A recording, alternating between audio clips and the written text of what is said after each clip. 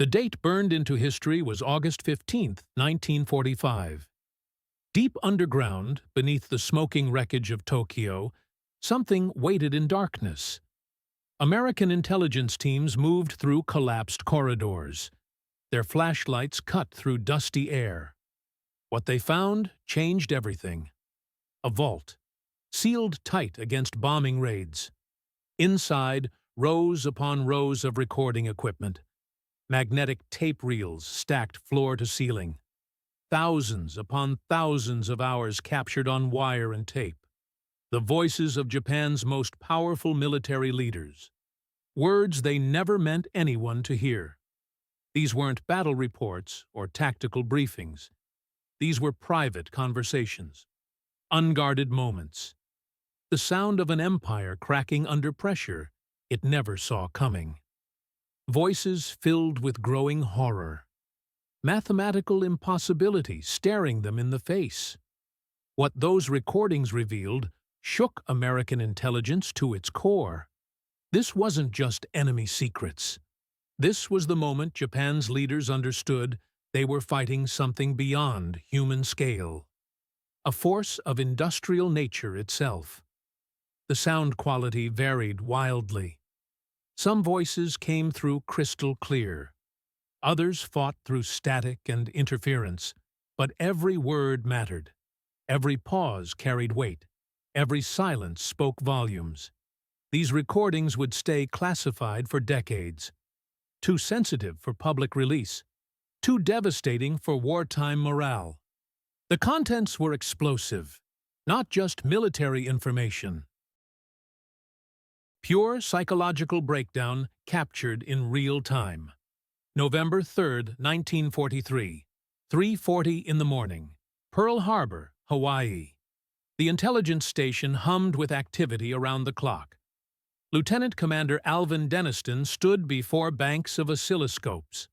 Green traces danced across screens, voice patterns from across the Pacific. What started as routine signal intercepts had become something unprecedented.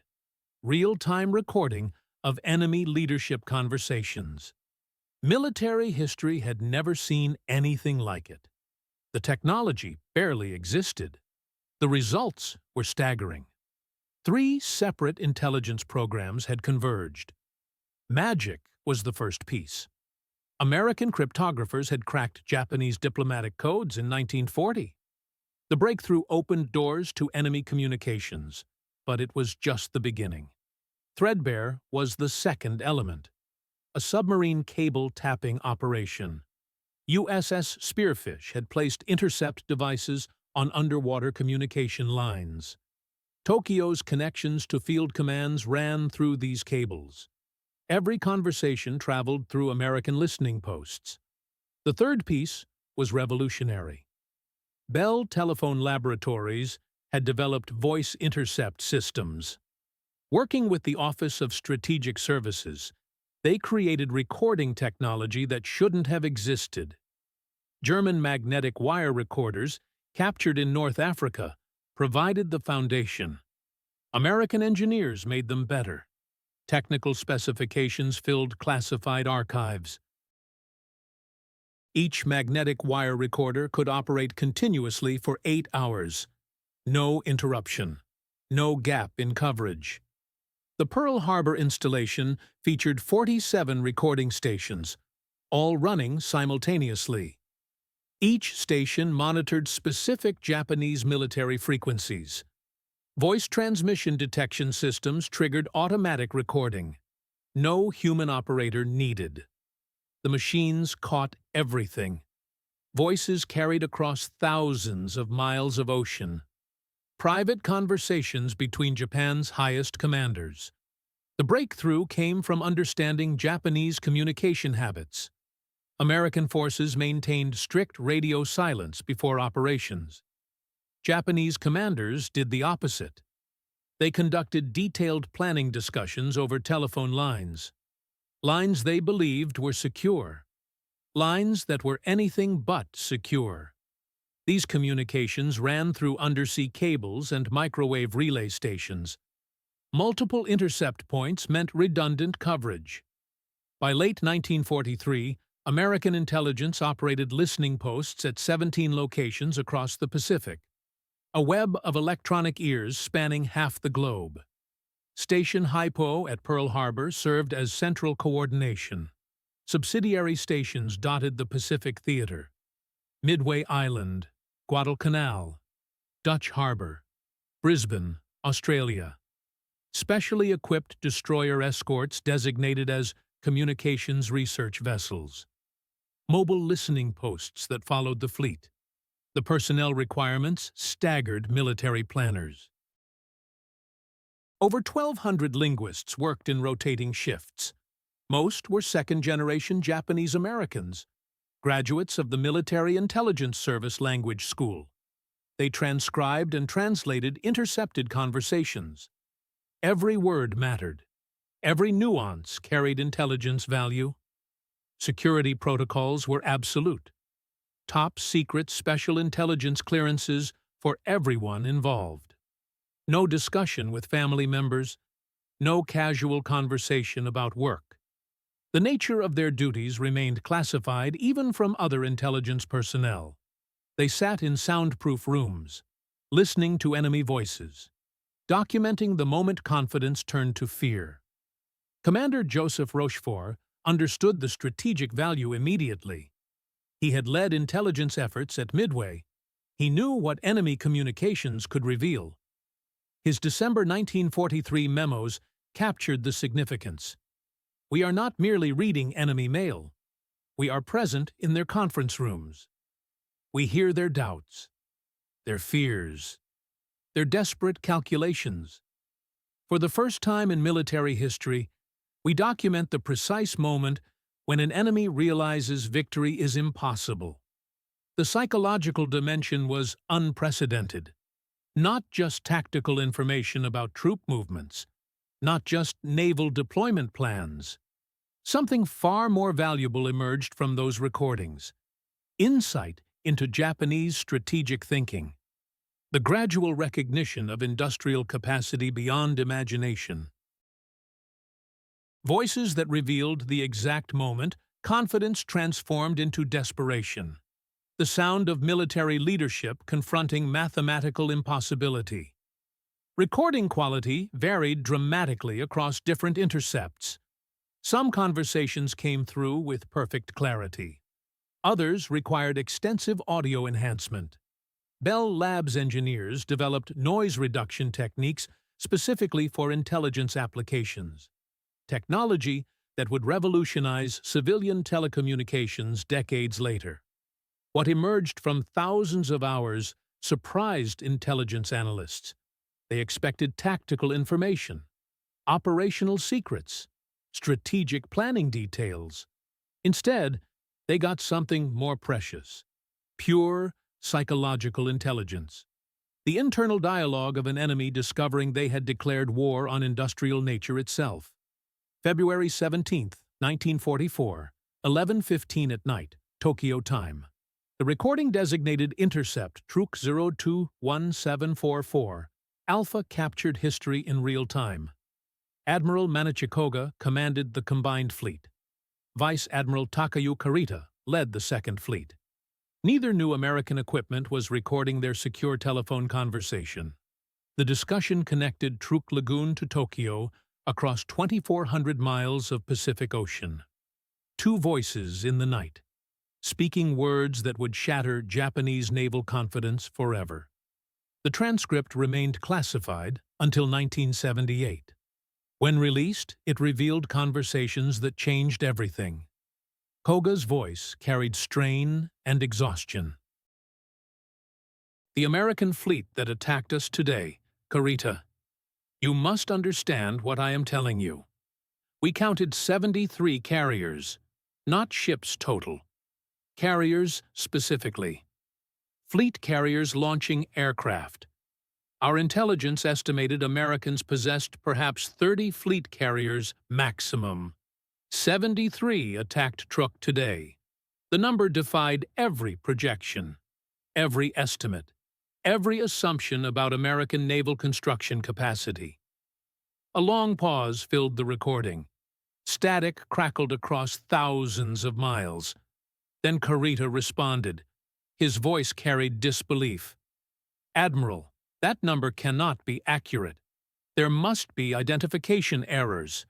Perhaps they counted escort vessels as carriers." Koga interrupted sharply. His voice rose with frustration. "I know what carriers look like, Kurita.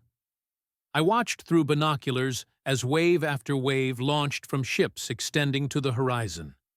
Our air groups were destroyed. 46 vessels sunk. We lost 270 aircraft on the ground.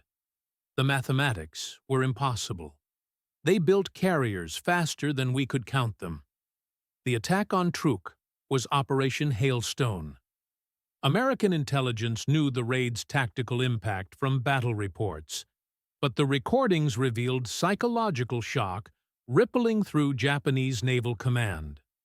Another intercept from February 19th captured Vice Admiral Shigeru Fukudome reporting to Imperial General Headquarters. His voice sounded hollow according to translator notes. Defeated before he spoke his first word. The Americans operate with industrial capacity beyond our comprehension. Each month, they launch more tonnage than our entire naval construction program produces for the entire war. This is not a gap we can close through effort. This is mathematics that makes victory impossible. The words hung in the air, transmitted across secure lines, recorded by equipment the speakers never knew existed. Lieutenant Sarah Hoffman was among the senior translators at Station Hypo. Her declassified interviews revealed the impact these recordings had on American intelligence analysts. We had statistical reports, production figures, logistics assessments, cold numbers on paper. But hearing Japanese admirals speak these words in real time, hearing defeat creeping into their voices, that drove home reality in ways statistics never could. They were beginning to understand they had entered a war they could not win. The emotion was unmistakable. Fear disguised as analysis. Desperation masked as tactical assessment. The recordings from February and March 1944 documented a clear pattern. Japanese commanders received reports from across the Pacific. Every report contradicted pre-war intelligence about American industrial capacity. Escort carriers appeared in impossible numbers. Liberty ships crowded harbors that shouldn't exist. Ammunition expenditure exceeded every theoretical calculation. All existed on scales Japanese planning had considered physically impossible. Industrial output that violated every assumption about American society and economy. Production rates that seemed to mock the laws of physics and economics. March 8, 1944, brought another devastating intercept. General Hideki Tojo served as Prime Minister and Minister of War. His conversation with General Yashijiro Umezu, Vice Chief of Army General Staff, revealed barely controlled anger. Our intelligence services failed catastrophically. We were told America was soft, divided, incapable of sustained industrial effort. Instead, they produce weapons at rates exceeding our most pessimistic estimates by factors of 10, 20. In some categories, 50 times our capacity. The mathematical impossibility stared them in the face. Numbers that made victory not just unlikely, but theoretically impossible. May 12, 1944, 2:20 in the afternoon. The intercepted conversation between Admiral Soemu Toyoda, newly appointed Commander-in-Chief of Combined Fleet, and his Chief of Staff, Rear Admiral Ryunosuke Kusaka, would become one of the most studied intelligence documents of the Pacific War. Recording designation Intercept Tokyo 05112244. Gamma captured the moment Japanese naval leadership confronted quantitative reality. No emotion, no rhetoric. Just numbers that destroyed every strategic assumption. Toyoda's voice carried impossible responsibility. The weight of mathematical defeat. Kusaka, verify these figures again. The Americans have launched how many Essex-class carriers? Kusaka responded with clinical precision. 17 completed and operational as of last week, Admiral. Intelligence indicates 8 more in advanced construction stages. The first Essex entered service, December 1942. 17 fleet carriers in 18 months. The sound of papers rustling came through clearly. Then Toyota again. His voice changed subtly. And we completed how many carriers in the same period? A pause that lasted forever. 3. Admiral, Taiho, Shokaku, and Unryu. Though Shokaku was completed before your referenced period. Another pause. Longer this time. When Toyota spoke again, his voice had transformed completely. They build fleet carriers faster than we build destroyers. Ships requiring 20,000 workers and millions of man-hours. This is not warfare. This is something for which we have no words. The recordings from May and June 1944 revealed systematic analyses of American production capacity. Each assessment more sobering than the last. Japanese military leadership conducting mathematical exercises in impossibility. Numbers that made defeat not just probable but mathematically certain. May 28th captured conversation between Colonel Takashiro Hattori, Chief of Operations Section, and Lieutenant General Torashiro Kawabe. Hattori presented numbers with mechanical precision. American aircraft production for 1943. 96,318 aircraft. Our production for the same year. 16,693 aircraft. The ratio approaches 6-to-1. Kawabe's response carried resignation. And for 1944, American production projected to exceed 100,000 aircraft. Ours will reach perhaps 28,000 if we meet every target. Every single target, without exception. The pause in the recording lasted 11 seconds. Then Kawabe continued. These numbers make the Doolittle raid look like strategic insignificance. They can afford to expend aircraft on symbolic gestures. We cannot afford losses even in decisive battles. The mathematics were destroying Japanese strategic thinking in real time. Intelligence analysts at Station Hypo noted a fundamental shift in intercepted communications starting mid-1944. Earlier intercepts focused on tactical planning, operational coordination, strategic objectives. The new intercepts increasingly featured discussions about mathematics, production rates, resource allocation, conversations characterized by growing desperation. Dr. Edwin Layton, Pacific Fleet Intelligence Officer, captured the change in a June 15, 1944 memo. The enemy is beginning to calculate backward from defeat. They are no longer planning victory. They are calculating how long they can delay the inevitable. This represents fundamental shift in Japanese strategic thinking. And it is happening in real time in these recordings. June 19th brought the Battle of the Philippine Sea. An intercept captured what intelligence analysts called the resignation conversation. Admiral Jisaburo Ozawa commanded the first mobile fleet. His report to Admiral Toyota, after losing 3 carriers and approximately 600 aircraft, revealed complete strategic collapse. American pilots called it the Great Marianas Turkey Shoot.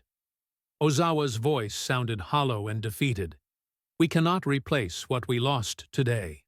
They can replace what they lost in weeks. This is the new arithmetic of naval warfare. Every equation ends the same way. Mathematical inevitability had replaced strategic planning.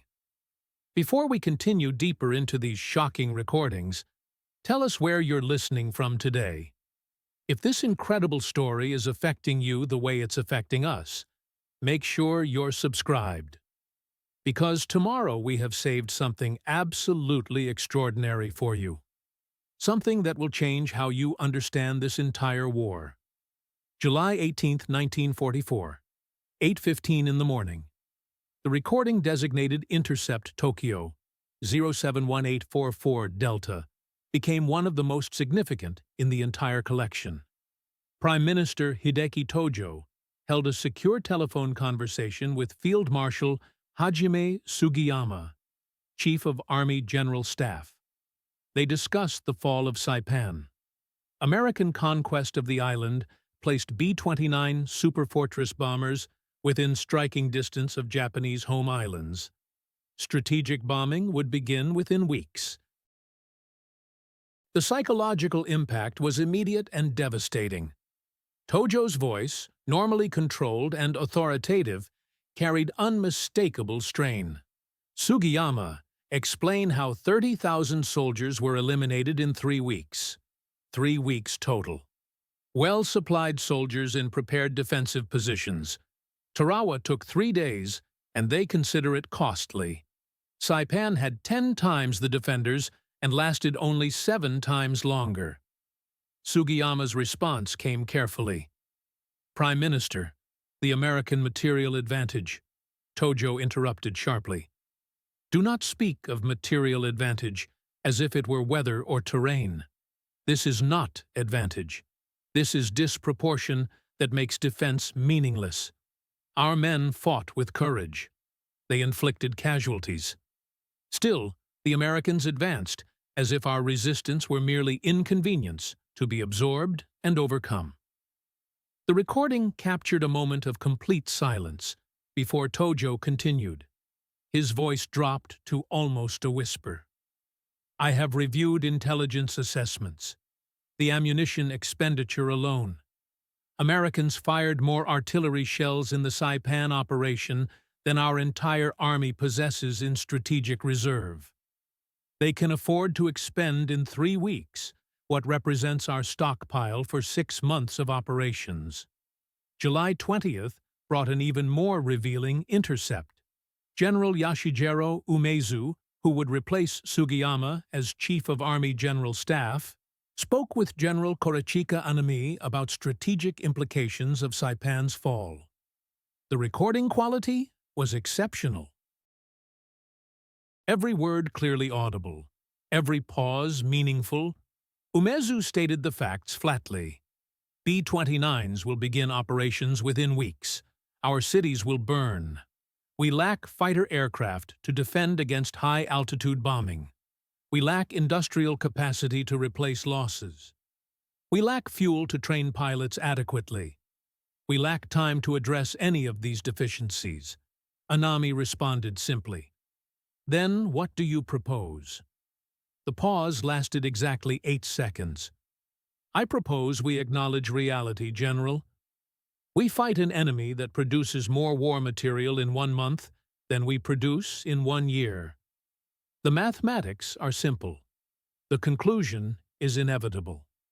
The only question is how many of our people die before we accept mathematical reality. Intelligence analysts at Station Haipo recognized the significance immediately. Lieutenant Commander Jasper Williams wrote in his assessment, "This is not tactical pessimism. This is strategic capitulation at the highest levels of Japanese military command. They speak words that in Japanese military culture represent unthinkable defeatism." The recordings suggest internal collapse is occurring faster than battlefield defeat. The Saipan intercepts revealed something else troubling American intelligence. Japanese leaders were calculating not victory conditions, but surrender conditions.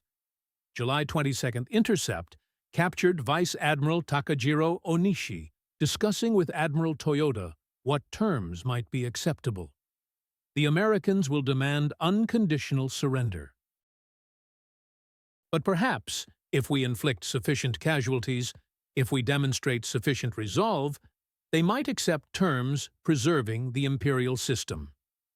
September 3, 1944, 1:40 in the afternoon. Recording intercept Tokyo 090344. Epsilon documented what American intelligence analysts would describe as the moment Japanese leadership confronted the industrial abyss. Minister of Munitions Nobusuke Kishi spoke with Admiral Shigetaro Shimada, former Navy minister, about production realities that could no longer be ignored. Kishi's voice carried professional detachment while describing catastrophic facts. Our steel production for 1944 will reach approximately 5.9 million tons if we meet projected targets. American steel production for 1944 is estimated at 89.6 million tons. The ratio is 15-1, Admiral. 15-1, Shimada responded mechanically. Our aluminum production. We will produce perhaps 140,000 tons this year. Americans will produce 920,000 tons. 7-1 ratio. For copper, the disparity is similar. For oil, Kishi paused.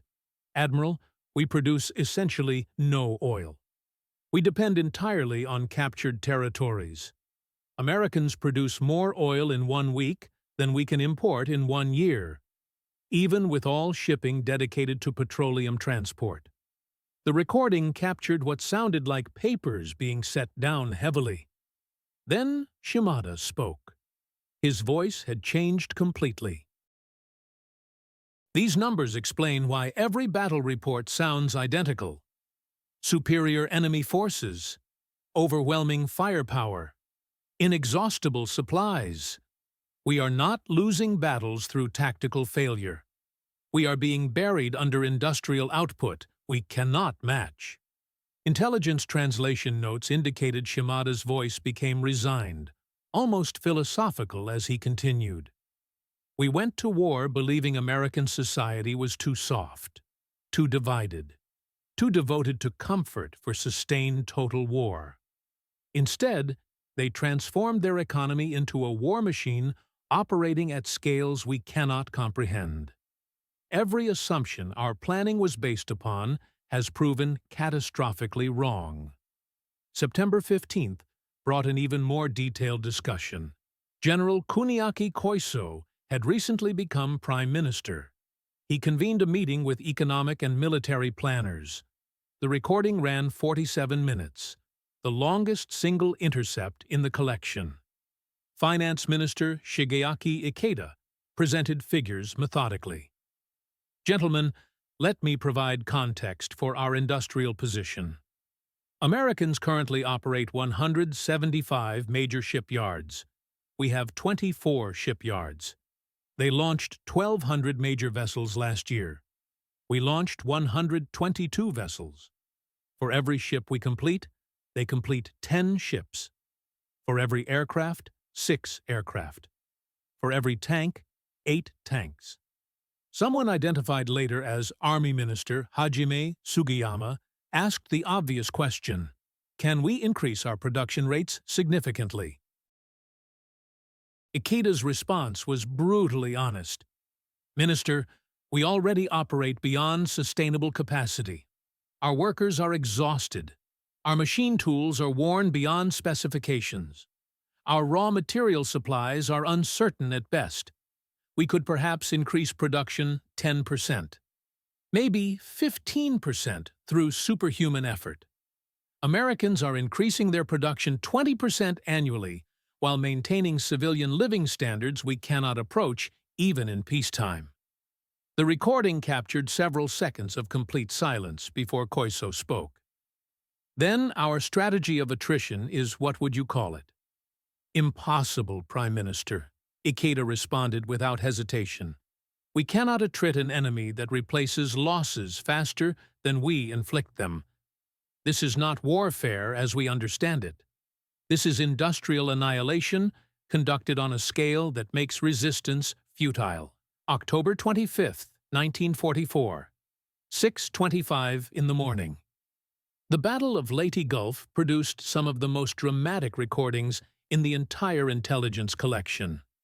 Real-time intercepts captured Japanese naval commanders coordinating what would become the largest naval battle in history.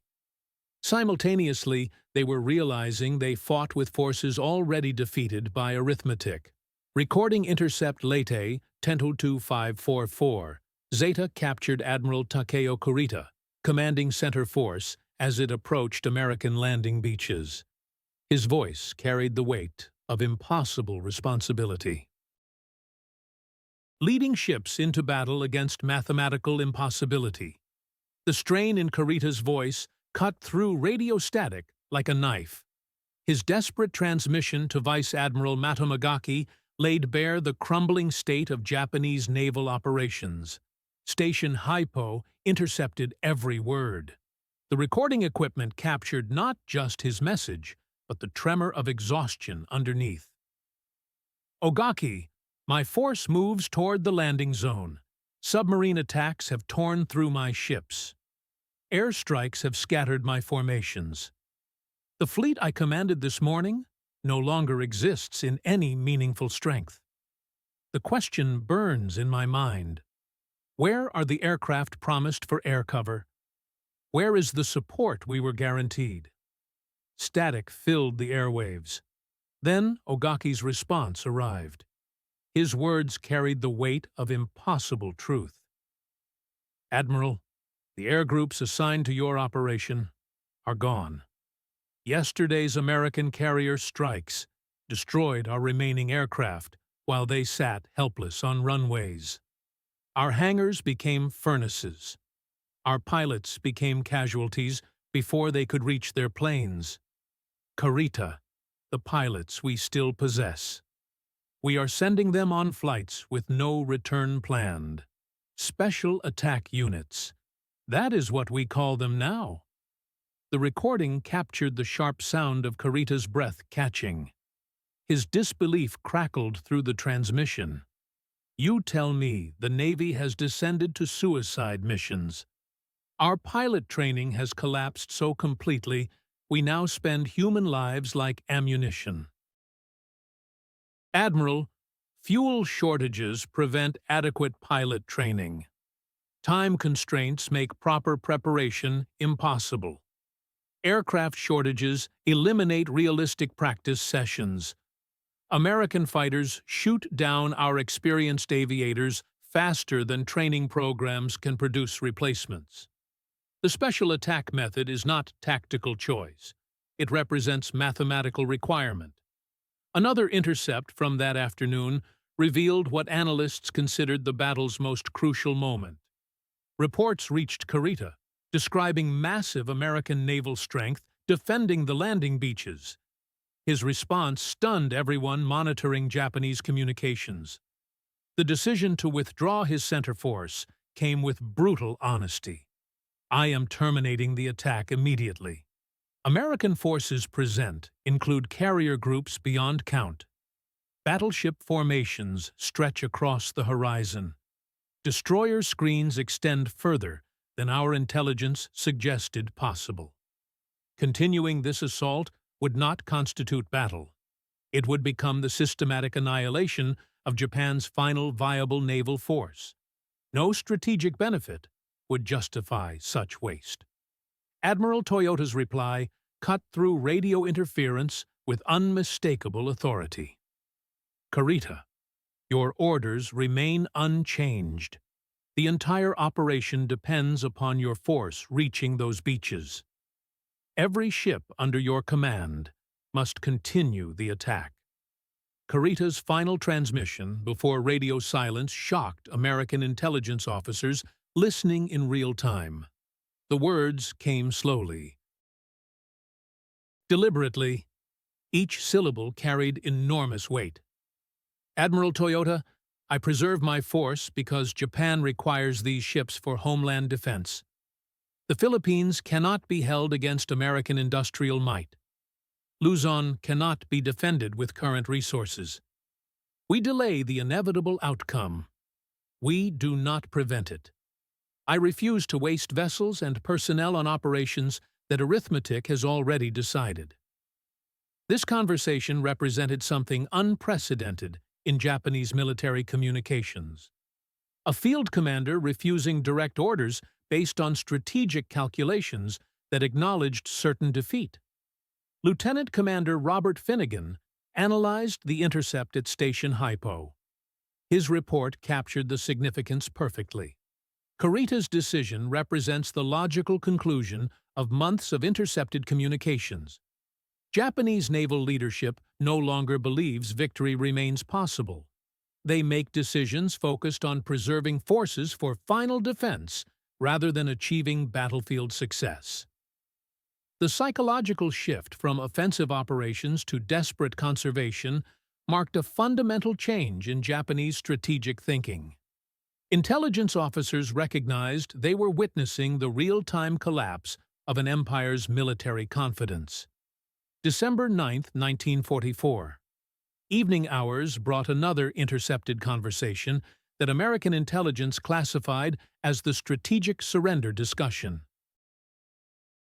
The recording captured Foreign Minister Mamoru Shigemitsu speaking with former Prime Minister Fumimaro Konoe on what they believed was a secure private telephone line. Japanese civilian leadership had reached conclusions their military refused to acknowledge publicly. The conversation revealed the growing gap between political reality and military fantasy. Shigemitsu's voice carried exhaustion that months of impossible decisions had created. Prince Konoe, I must speak with complete honesty. This war ended in defeat the moment we attacked Pearl Harbor. We simply failed to understand our loss until evidence became undeniable. Victory was never possible. We entered conflict against an enemy whose resources dwarf our entire national capacity. Konoe responded with questions that reflected lingering hope. The military continues speaking of decisive battles. They promise inflicting unacceptable casualties on American forces. They discuss defending the homeland with determination and sacrifice. The military speaks of fantasies disconnected from reality. Shigemitsu interrupted with sharp impatience. I have personally reviewed intelligence assessments from multiple sources. The truth destroys every comfortable illusion. American war production in single months now exceeds our entire economic output for 1941. They have not approached full industrial mobilization. They fight simultaneous wars against us and Germany, while maintaining civilian living standards that exceed our best peacetime prosperity. The recording captured sounds of glasses being placed on wooden surfaces. The two men were drinking during their conversation. Alcohol loosened tongues already burdened by terrible knowledge. Konoe spoke again after silence stretched between them. Then, what solution do you propose? Military leadership will never accept surrender, while any capacity for resistance remains. Honor demands continued fighting regardless of outcome. Shigemitsu's response proved prophetic in ways neither man could imagine. The Americans will force the decision upon us. They develop weapons we cannot counter or comprehend. Intelligence services report atomic bomb research, though such things seem beyond possibility. Even without revolutionary weapons, they burn our cities at will. Strategic bombing destroyed Germany's capacity for resistance. They will apply identical methods against us with identical results. December 15th brought intercepted conversations revealing that even hardline military leaders privately acknowledged reality. General Korechika Anami, Vice Minister of War, spoke with General Yoshijiro Umezu about homeland defense preparations. The 32-minute conversation documented the mathematical impossibility of Japan's military position. Anami presented their situation with methodical precision that stripped away all comforting illusions. Current strength includes approximately 2.3 million men under arms throughout the home islands. Available aircraft number perhaps 5,000 machines, many adapted from training models for combat roles. Ammunition stockpiles might sustain intensive combat for 90 days maximum. Petroleum reserves would support operations for 45 days under optimal conditions. Umezu asked about American invasion force estimates. Intelligence assessments suggest between 1.5 and 2 million men in initial assault waves alone. Complete air superiority accompanies their landings. Naval gunfire support exceeds anything our defenses can counter. Logistics capacity sustains operations indefinitely. General Umezu, our soldiers will demonstrate courage and determination beyond question. Industrial firepower we cannot match will slaughter them systematically. Individual bravery becomes meaningless against overwhelming material superiority. The recording captured extended silence before Umezu spoke again. His voice carried desperate hope for strategic options that might still exist. Then, our strategy of making invasion so costly, they accept negotiated peace terms. Anami's response destroyed that final illusion with brutal honesty. It represents hope disguised as strategic planning, not actual strategy. Americans have demonstrated repeatedly they accept casualty levels we consider unbearable and continue operations without pause. Iwo Jima cost them 6,000 men. They considered it acceptable losses for strategic objectives achieved. Homeland invasion will cost far more. They will still prevail because they replace losses while we cannot. Lieutenant Commander Sarah Brennan analyzed this intercept at Station Hypo.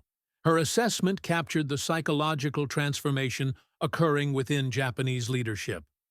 Recordings now consistently show Japanese military and civilian leaders agreeing about inevitable defeat. Remaining debates concern timing and surrender terms only. Complete strategic collapse occurs before actual invasion begins. These conversations suggest Japan's leadership suffers psychological defeat, while military resistance continues mechanically. The warrior culture maintains fighting while strategic minds accept impossibility. December 28th captured Admiral Mitsumasa Yonai, Navy Minister, speaking with Admiral Toyota about fundamental miscalculations that doomed Japan's war effort. Yonai's voice reflected bitter understanding gained through devastating experience. We believed American industrial capacity was inflated by propaganda designed to discourage enemies. We believed their society was too comfortable for total war sacrifice. We believed warrior spirit would overcome material disadvantages through superior dedication. Every fundamental belief proved catastrophically wrong. Their weapon production operates at scales that make our total war effort resemble minor regional conflict. Industrial capacity determines modern warfare outcomes more than courage or tactical brilliance. March 26, 1945. Morning hours brought what became the final strategic assessment by Japan's Supreme War Council before Hiroshima. Prime Minister Kantaro Suzuki, who had replaced Koiso in April, conducted emergency conferences with military and civilian leadership. Audio quality was exceptional. Every word came through crystal clear. Suzuki opened the meeting with directness that cut through months of diplomatic language and face-saving formalities. Gentlemen, I requested this session because we must confront reality without illusions that have guided strategy thus far. General Umezu, please provide current assessment of our military position without regard for morale or political considerations. Umezu's response came with military precision that left no room for misinterpretation. Prime Minister, our situation develops as follows. Iwo Jima's loss provides Americans with fighter bases escorting bombers to any target throughout Japan. Okinawa's fall gives them staging bases for invasion operations. Remaining naval forces prove insufficient for offensive operations of any significance. Air forces have been reduced to special attack units with minimal pilot training. Industrial capacity operates at approximately 30% of 1941 levels due to bombing damage and resource shortages. Raw materials for weapons production have become critically scarce. War Minister Anami continued the assessment with details that painted complete strategic hopelessness. Our defensive strategy relies on inflicting maximum casualties during American invasion attempts.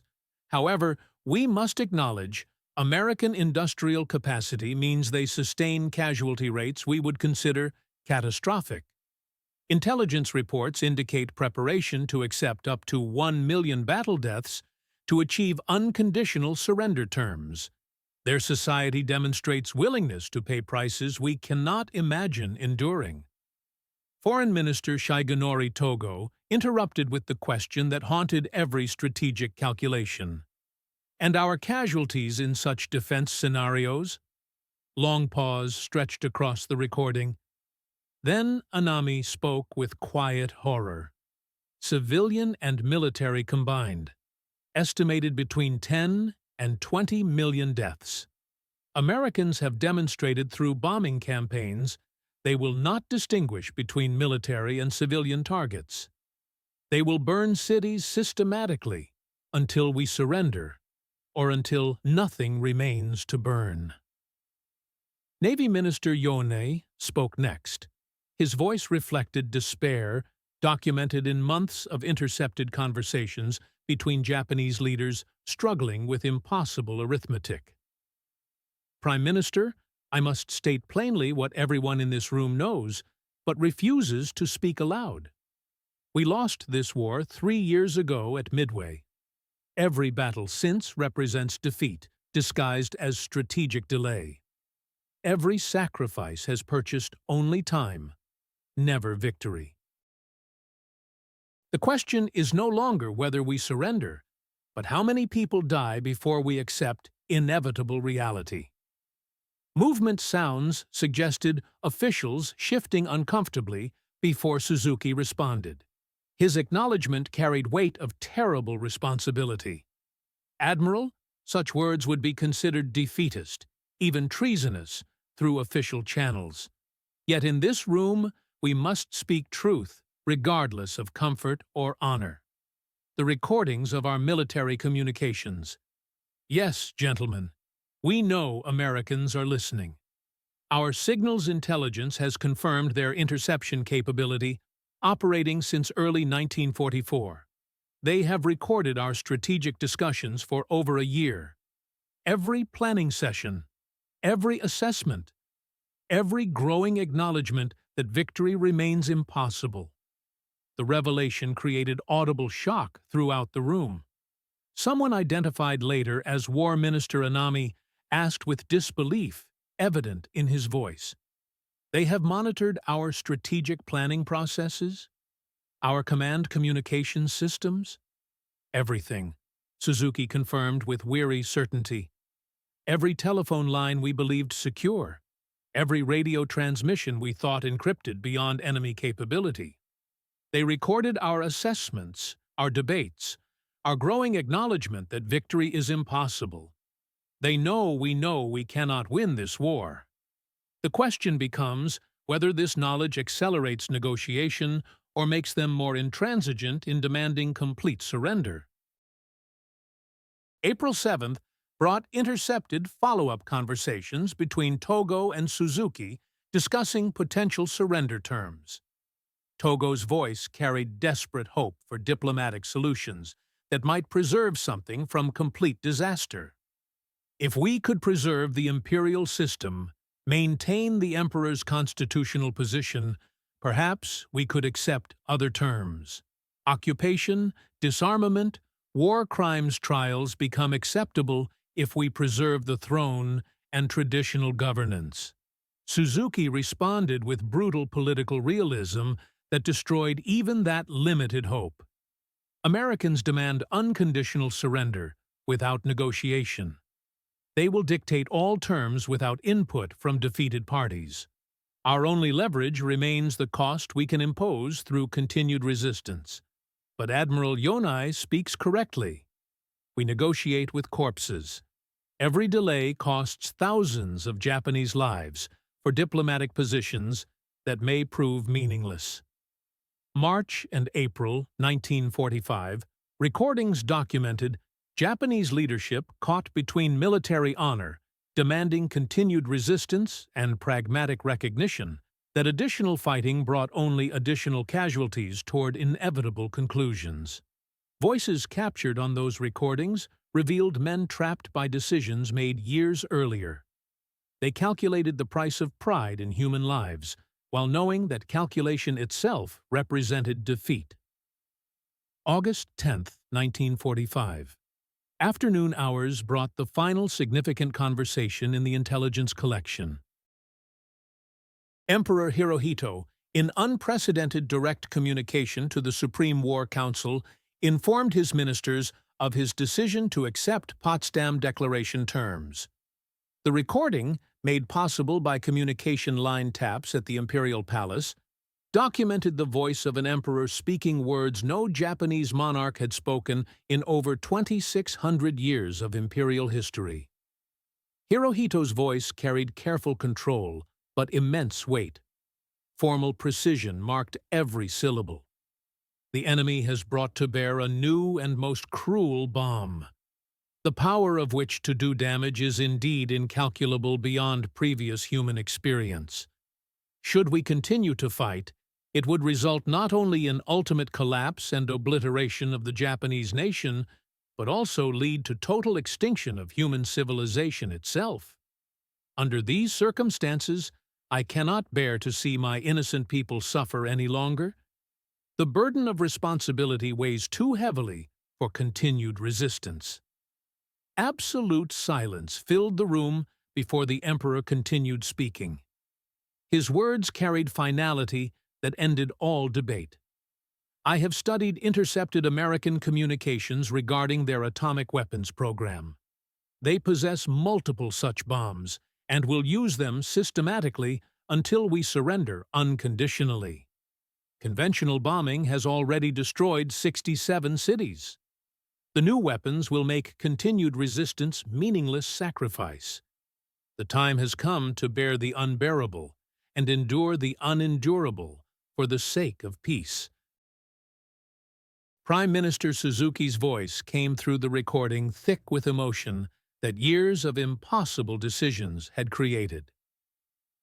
Your Majesty, military leadership has argued that continued resistance, even if ultimately unsuccessful, preserves national honor through demonstrated courage and sacrifice. Hirohito responded with devastating clarity that swept away all remaining illusions about honor and victory. There is no honor in the extinction of the Japanese people. There is no victory in ashes and radiation. Americans have demonstrated industrial and technological superiority we cannot counter through willpower or tactical brilliance. Their recorded intelligence on our communications proves they understood our strategic thinking better than we understood our own position. We have been fighting an enemy that knew we were defeated before we accepted that knowledge ourselves. The final operational recording, dated August 14, 1945, captured War Minister Anami in conversation with General Umezu hours before Japan's official surrender announcement. The weight of history pressed down on their final exchange. Anami's voice carried profound sadness accumulated through months of watching inevitable defeat approach, despite all sacrifice and effort. General, I have ordered all units to cease hostilities immediately. The Emperor has spoken with divine authority. We who counseled continued resistance must now accept responsibility for every day we prolonged the inevitable. The recordings Americans made document our journey from confidence through desperation to acceptance. Future historians will hear our voices acknowledging defeat while we still ordered men to die for victory we knew was impossible. Umezu's response carried equal weight of historical judgment. The Americans will publish these recordings eventually. Anami replied with bitter certainty. They will want the world to understand how completely their industrial power defeated us. They will use our own words, our own assessments, our own calculations to demonstrate that modern warfare is decided by factory production and resource capacity rather than warrior spirit or tactical brilliance. We provided them complete audio documentation of our strategic collapse. Every conversation they recorded proves we learned truth too slowly and at too high a cost in human lives. The recording ended with Anami's final words that would haunt both sides. Tell historians who listen to these recordings someday that we fought with courage. We died with honor. But we entered war we should never have started against an enemy whose strength we catastrophically underestimated. Every conversation they recorded proved we learned this truth too slowly and at too high a cost. Lieutenant Commander Thomas Harrington supervised the intelligence recording program from its inception in late 1943. His final report, dated August 16, 1945, captured the historical significance of what they had accomplished through systematic eavesdropping. The collection represents 4,782 hours of recorded conversations spanning November 1943 to August 1945. These recordings document the psychological defeat of an empire in real time through the voices of its own leadership. They capture the exact moment when Japanese military and civilian leaders realized they were fighting an enemy whose industrial capacity rendered traditional military virtues obsolete. Courage became meaningless against overwhelming production capacity. Future generations will hear in these voices the true cost of modern industrial warfare. Not just casualties and destruction, but the crushing weight of mathematical certainty that courage cannot overcome capacity operating at scales beyond imagination. The recordings remained classified for 33 years after war's end. When partial transcripts were finally released in 1978, they revealed what intelligence analysts had known since 1945. Japan's leadership understood they were defeated long before they surrendered. They remained trapped between honor-demanding continued resistance and mathematics, dictating inevitable defeat regardless of sacrifice. Voices captured on those magnetic wire recordings spoke words that haunted both sides. Japanese leaders confronted impossible arithmetic. American intelligence officers listened to men calculating the price of pride in millions of lives, while knowing that calculation itself represented complete strategic collapse. Today, the complete collection resides in National Archives storage. 4,782 hours of voices from history's most documented military collapse. The recordings that were supposed to provide tactical intelligence instead provided something far more valuable. A complete psychological profile of strategic defeat, documented by the defeated themselves. In their own words, speaking truths they never intended the world to hear. The magnetic wire reels that captured those conversations remain preserved in climate-controlled storage. They contain haunting voices of men who realized too late they had declared war on the impossible. They lost not to superior courage, but to superior capacity, operating at scales their planning had never imagined, and their culture could not accept until industrial reality made denial fatal to millions of innocent lives. These recordings stand as testament to the moment when traditional warfare died, when industrial capacity became more decisive than warrior spirit, when mathematics proved more powerful than honor. The voices speak across decades with lessons that echo still. War against impossible odds leads only to impossible casualties. Pride costs lives that calculation could have saved. Truth delayed becomes truth paid for in blood. Up next, you have got two more standout stories right on your screen. If this one hit the mark, you will not want to pass these up. Just click and check them out. And do not forget to subscribe and turn on the notification bell so you do not miss any upload from us.